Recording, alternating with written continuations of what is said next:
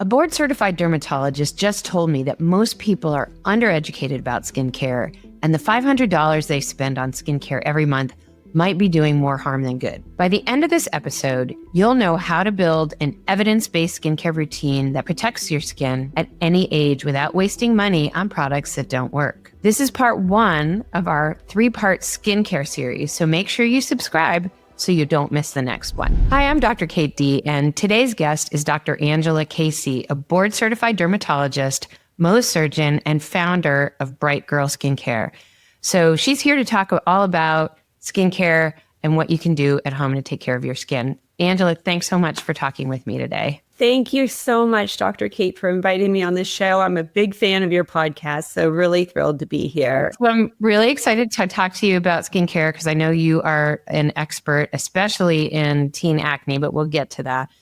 What's the biggest mistake you see people making with their skincare at home, and even when they're spending like tons of money on it? I'm going to give you 2 answers to that. The first is lack of consistency. So they're getting bored with the routine or seeing that it's not effective after 2 or 3 weeks when we know that the natural cycle of the skin. So it takes our skin about a month or 28 days to completely turn over. And when we're looking at skincare regimens, we really need to give them about 3 months is the standard rule of thumb in the dermatology space. If you ask any dermatologist, they're going to tell you 3 months. And I have patients all the time. They're like, I tried it for 2 weeks. It wasn't doing what I wanted to. So then I switched to something else. So that's one. And then the second is piling too many products onto their skin. Skincare does not need to be that complicated. It just needs to be super consistent. So when you're adding all of these products together, a lot of them have effects that are layering on and just creating too much irritation to the skin barrier, which is going to work against your goals of getting that clear, healthy, glowing skin, allowing your skin to repair and rejuvenate like we want it to. So I would say those are the 2 biggest things I see in my practice. So when they have all those layers and extra ingredients and they get that irritation and their skin barrier is damaged. So can you explain like what does your skin barrier do and like what happens when you have too many actives or harsh products? What does that look like? Yeah, so your skin barrier is the protective seal on your skin. So think of it as almost like a layer of saran wrap over your skin. And it's a little bit permeable. So it's letting certain ingredients in. It is also letting ingredients and molecules out of your skin. But it's kind of that communication between your internal environment and the external world. When that skin barrier gets disrupted, it gets little microscopic tears in it. So think of that piece of saran wrap and you're punching a bunch of holes in it. So then more bad stuff, potentially bad stuff from the environment can come in, whether that's allergens, sweat, dirt, pollution, things that float around our environment, which are going to feed into inflammation in your skin. Not to mention your skin is going to lose more moisture when that skin barrier is compromised. So your skin's going to get dry, dehydrated, brittle, irritated. So the ideal situation is to have a skincare regimen that's going to really nourish, protect, and strengthen that skin barrier. You want that really robust seal essentially on your skin so that your skin is functioning as we want it to. We want it to communicate somewhat with the external environment and kind of taking in humidity, et cetera, and as well as skincare products that we put on our skin. But we do not want that barrier interrupted because that leads to a vicious cycle of inflammation, irritation, inability to repair. And that's when you get that red, irritated, super sensitive skin. I'm sure you see that in your practice, that patients come in and they have been using the wrong regimen and their skin is super irritated. And now they have quote unquote sensitive skin. But the truth is most of us at baseline don't have sensitive skin, but we do drive our skin to that sensitive tipping point when we're using the wrong products and the wrong skincare routine. Right, right. I would say, I mean, the biggest thing is when people are on way too much retinol or tretinoin and they come in, their skin's all irritated. And some people will even say that they're allergic to retinol when really just someone gave them a really high concentration and they just started using it every day. But are there other ingredients that you find are like the biggest problems Yeah, and I think some of the other big offenders are the alpha hydroxy acids and beta hydroxy acids. So your lactic acid, salicylic acid, anything like that can definitely, again, there's a role for all of these ingredients and they can be really helpful for skin rejuvenation in the right setting. But when you layer them on too heavily, when you layer them on with certain other products or you're using them too frequently, that's when the problems occur. So that's one. Secondly is antioxidants as well. So like the vitamin C's, the caffeine, ferulic acid, things like that, that can also really have a benefit in arming your skin to protect against environmental pollution and toxins. But when used too frequently or in too high of a concentration or with other products, it can tip your skin towards that irritated, sensitive side as opposed to nourished and protected. So it's not so much, I try not to think about it as there are bad ingredients out there. It's just knowing how to dose those ingredients, what to combine them with, how much time your skin needs to adapt to them when you're introducing them to your skincare regimen. Right. Always comes back to what else are you doing to nourish your skin? So making sure that you have the right cleanser, moisturizer, sunscreen, so that you're giving your skin that nice supported environment so that when you add those other actives, which are so beneficial. I mean, I've been using tretinoin, a retinoid, for 25 years. I would venture to say you are too, because your skin is glowing and gorgeous. You talk to most of anyone in our space and they will. So definitely there's a time and a place for those. You just have to know. Right. You just have to introduce them slowly and then not use too much. I had the mistake of somebody returned, or there was some issue with the packaging of a 1% retinol, and I normally use a 0.5.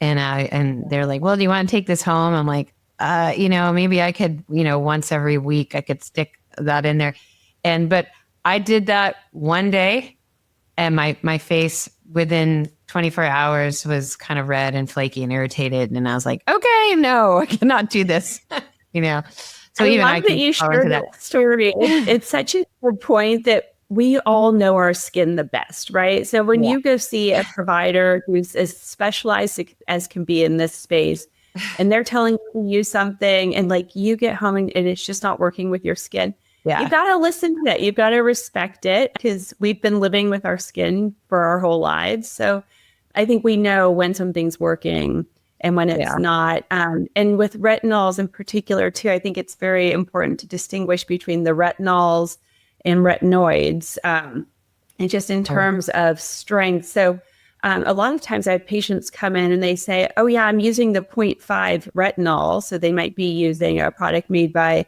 kind of a skin pharmaceutical company, but it's still considered over the counter. And that is much, much less potent than the 0.05% tretinoin that I might be prescribing. So they can get confused between that 1%, 0.5%, and then the prescriptions, which are more in the 0.025 to 0.05 to 0.1%. So I think it just brings back the conversation to really educating your patients so they know that those percentages don't translate across the board, and understanding the prescription retinoids are the most active forms. So those are direct retinoic acid, as opposed to a lot of the over-the-counter formulations, which have to be broken down through a few steps to get down to that active forms. And thereby they're not as potent.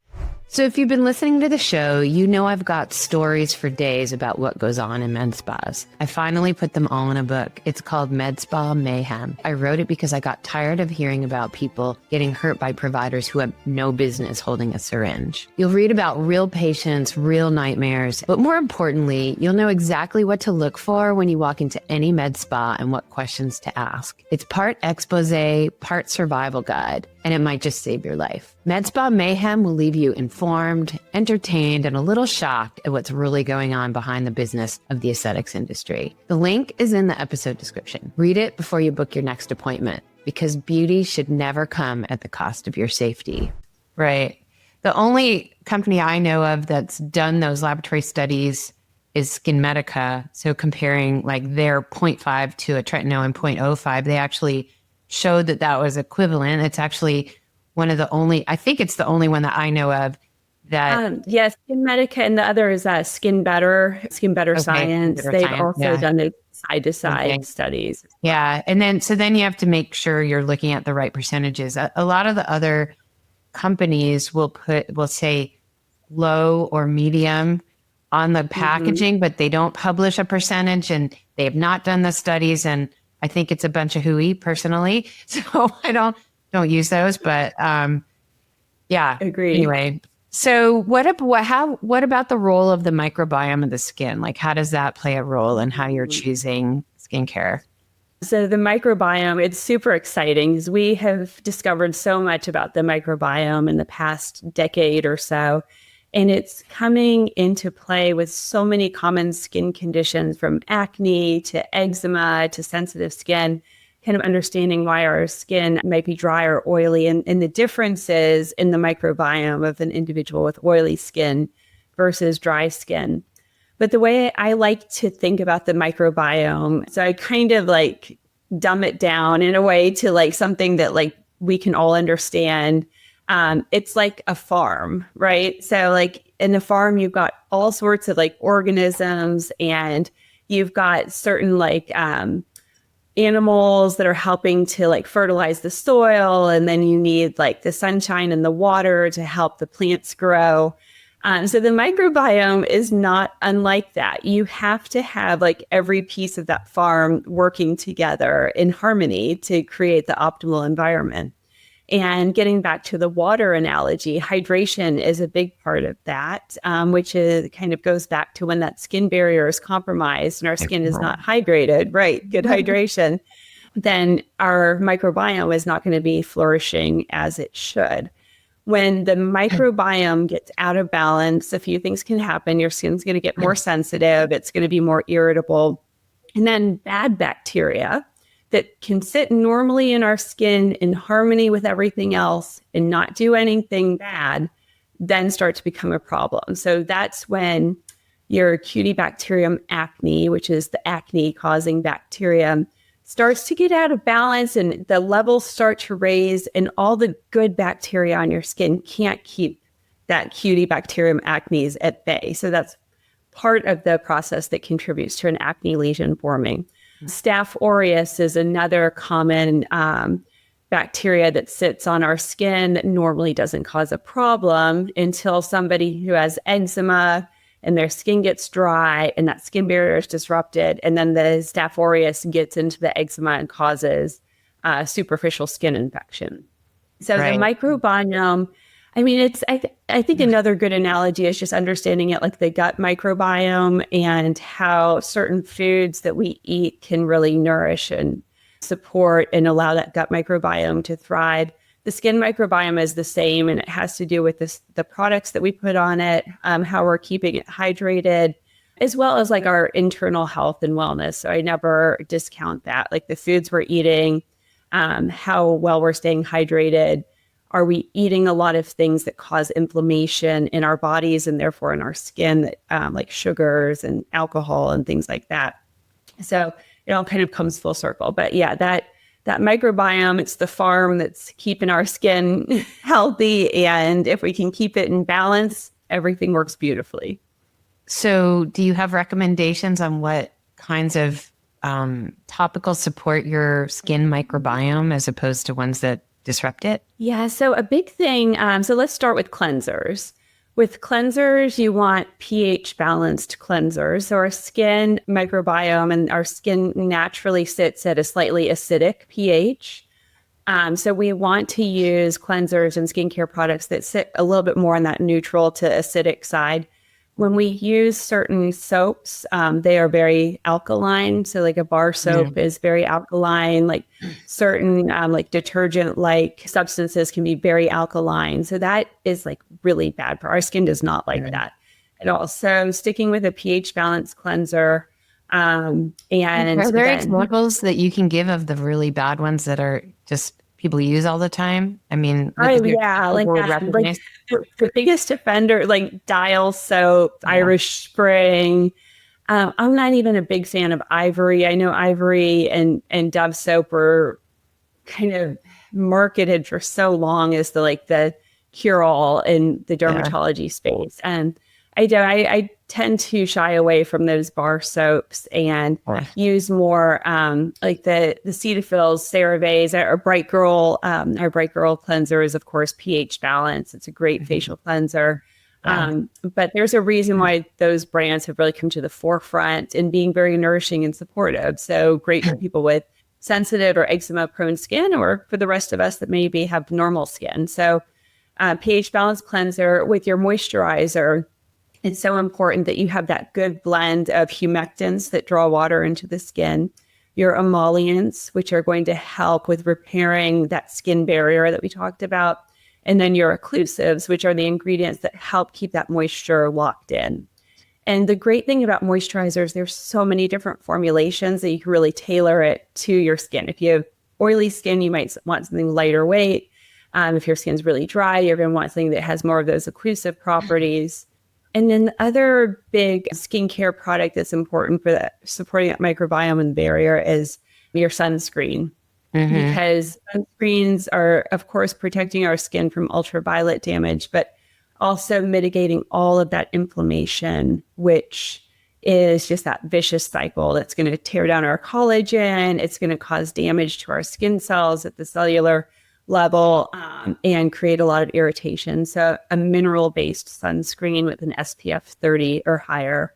And I love the Bright Girl sunscreen. It's what I wear every single day because it is a mineral, and we have a tinted and a sheer version. But there are so many great sunscreen brands, and the mineral formulations, as you know, have come a long way just with cosmetic elegance. Okay, so let's build a skincare regimen, like a basic one, for our audience, and then let's talk about things that you would add in depending on the main big problems people would have. So what would you consider to be like the basic minimum skincare regimen that most people should do?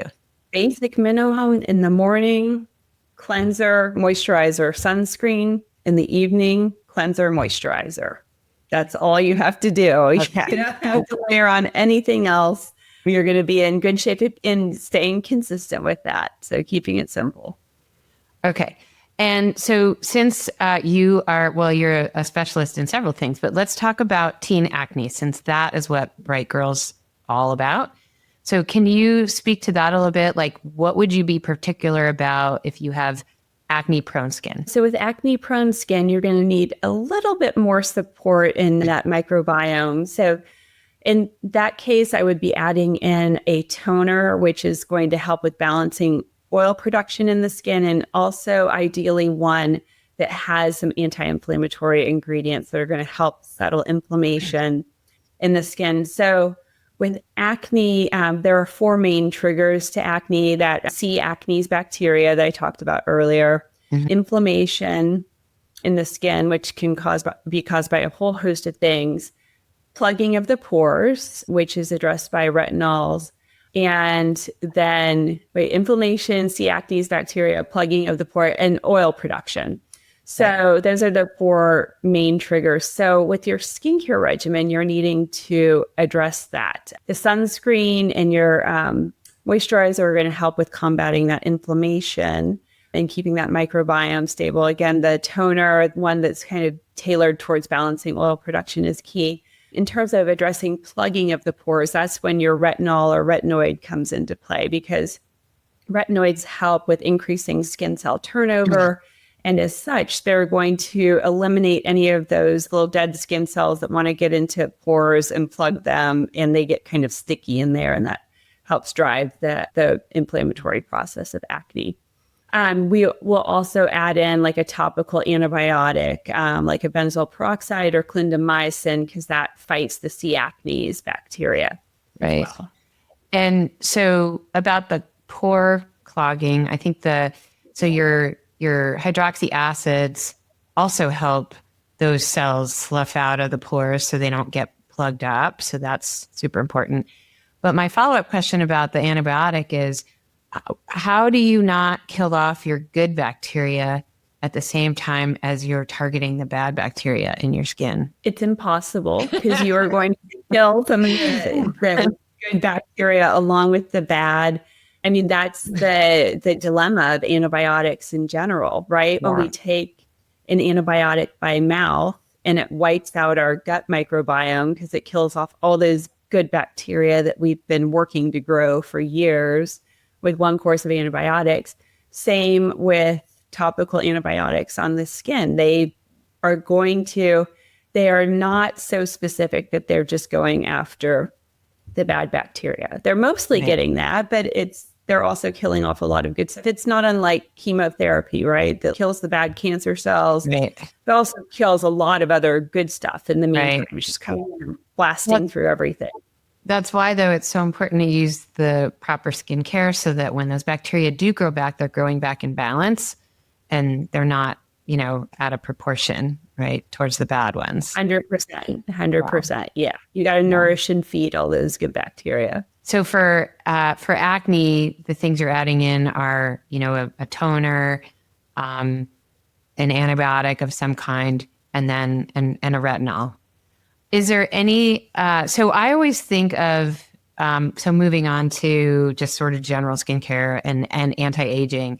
I always think of every time I wash my skin, it's an opportunity to put some kind of treatment on my skin that's going to benefit it. I always think that anything that's going to stimulate collagen is good.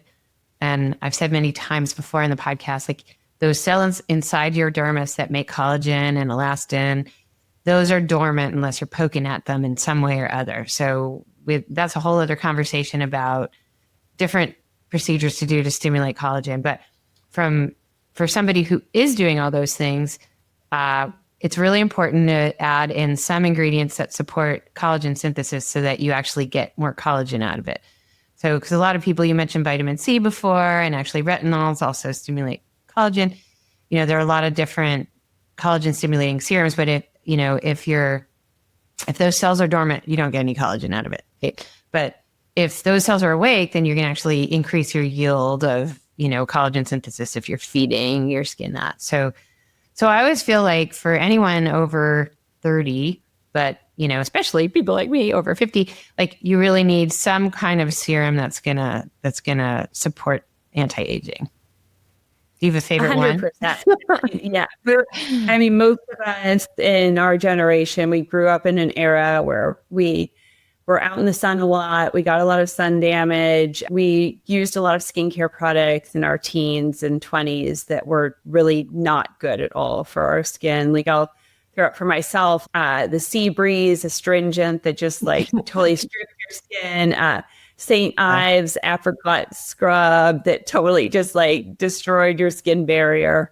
So our skin's been through a lot for us, like Gen Xers and probably some of the millennials as well. So we really we have to do a lot of catch up and a lot of repair. So anything like that, I'm a huge fan of retinoids for that purpose. I'm a big fan of antioxidants like the vitamin C for that purpose. I'm a big fan of chemical peels too, just to kind of get a little deeper into the skin. And the lasers, of course, that's not the topic of this discussion, but as well as the biostimulatory injections that we can do, along with a whole host of other things, microneedling, et cetera. So, but with getting back to skincare regimens, we've got some catching up to do. So our skin is going to require a little bit more, harsh is not the right word, but a little bit more aggressive care compared with somebody who's in their 20s. We got to up our game, basically.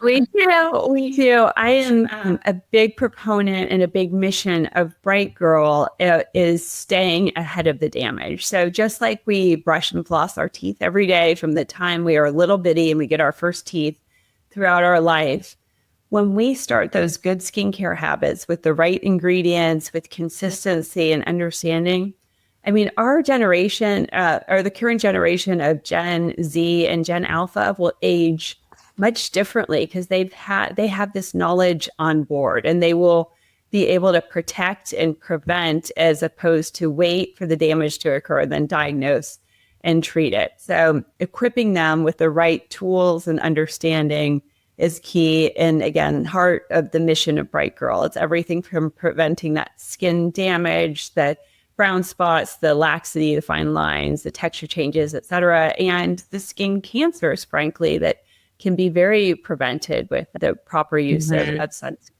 And I can't underscore that enough. I mean, there are so many exciting new skincare products out there. You know, you've got the peptides and the exosomes and the growth factors and all these things. But when you look at efficacy and you look at just objective studies, the retinoids are still going to be far more powerful than any of those other like newer, sexier ingredients. And then sunscreen is still like the number one most important part of your skincare regimen. If you do nothing else, put on your sunscreen. It's not super exciting to talk about because sunscreen's been around forever. It's not like the newest, latest, greatest, but it's definitely the most proven. So if you're not getting your sunscreen on, you can spend all the money in the world on other products and you're just not going to get those same results. Yeah, totally agree. I mean, I think that people think of it as just to prevent sunburns, right? But it prevents the two giant things that we talk about, which is skin cancer and aging. So you can keep younger skin, just preserve your skin just by using your sunblock every day. And I always tell people, even here in Seattle, where we have a lot of gray days over the winter, you know, those UVA rays come straight through your window, through the clouds. They do all their damage and you don't see it. You're not going to get a sunburn from them, but they are super damaging. So it's important to wear that sunblock every day, even in cold climes and all through the winter. There's my little plug. Yeah, as you said, the UVA rays are the ones they penetrate deeper into your skin. So those are the ones that are getting down to that dermis layer, breaking down all the collagen and elastic fibers there. And it is tricky because it comes through everything. And you brought up a good point. So many of my patients say, well, I'm not really out in the sun. I just like drive to and from work. I might run into the grocery. It's all those day-to-day incidental exposures that add up to significant damage over time.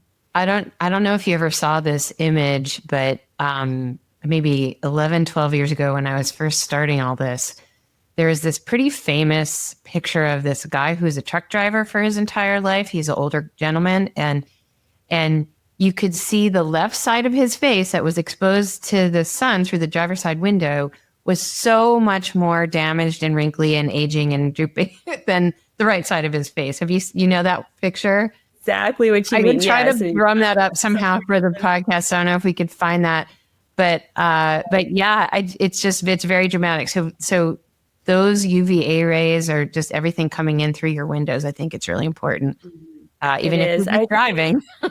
Yeah. As part of my job as a Mohs surgeon, I look at skin under the microscope every day. So it is just so interesting to correlate what I see just in clinical practice as I'm looking at someone's skin and then looking at that same skin under the microscope. And you see all of that collagen. It's like broken down and it's kind of like mushy looking and it doesn't have any of that like firm elasticity, and the epidermis is all thinned out and atrophic. So it's really, and when you get into areas that maybe were more sun protected and you see that contrast, again, same patient, same area, but like you're moving back towards like where the hair is versus the forehead, and you see that protection of where the hair protected the skin. It's just tremendous. It's really fascinating. But yeah, it just goes back to like the day-to-day habits add up, just like brushing and flossing your teeth every day. Right. So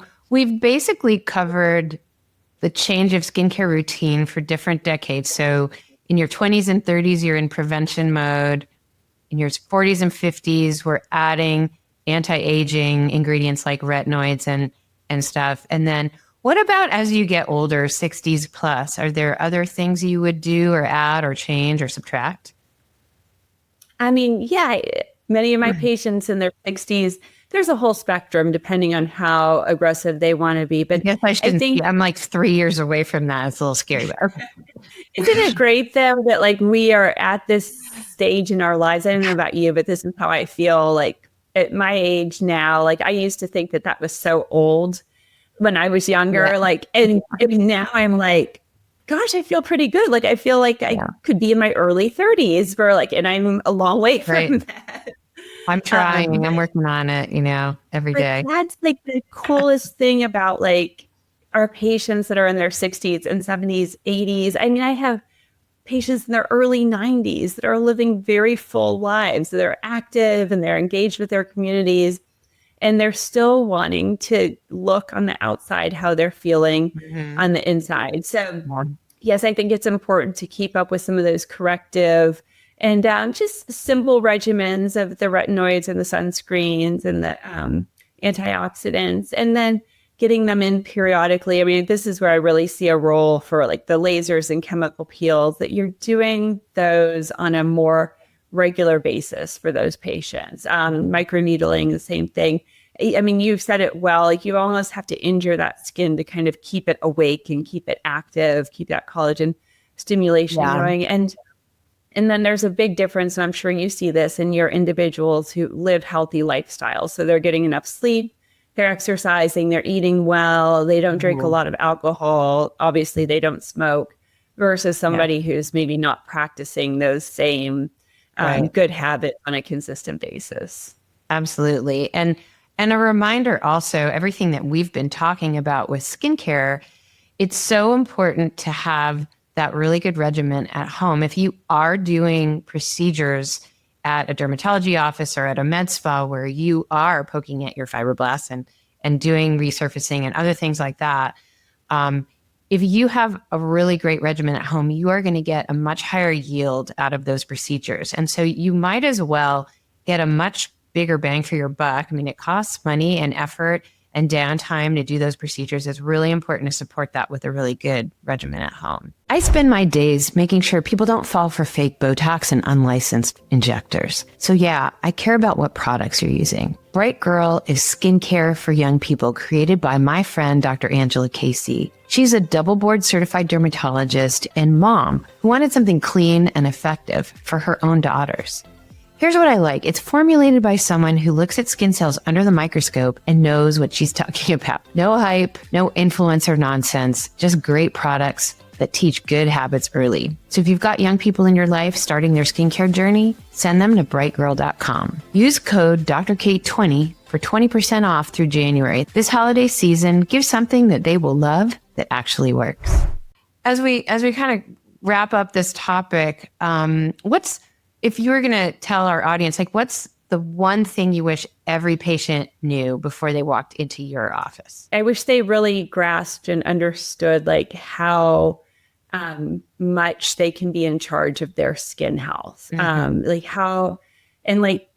it's easy for them to get excited about that when they're in the office and even immediately after they leave. And then so often they kind of fall off the wagon. I see it every day in my practice. I have at least a couple patients that are like, yeah, I used my tretinoin for like a few weeks. My tube ran out and I didn't get it refilled. Right.